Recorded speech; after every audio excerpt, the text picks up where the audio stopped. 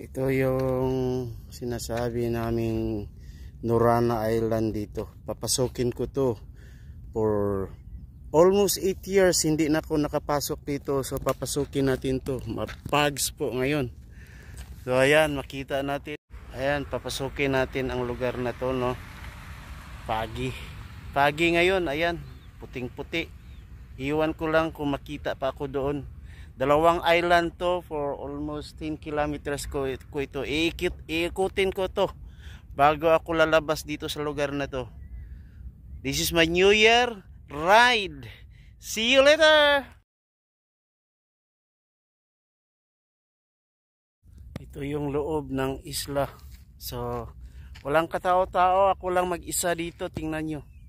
Oh, ang lawak. Ang lawak niya. Puting-puti.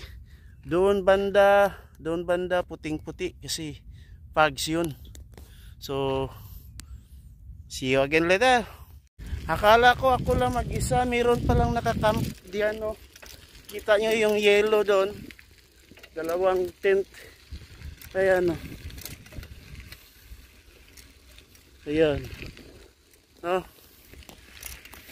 So hindi ko na kumpleto yung whole island ng ano na ito.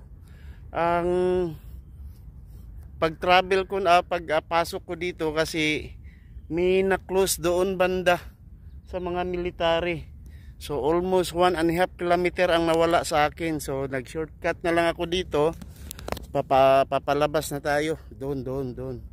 Ayun, papalabas na tayo. May mga asong gala, oh.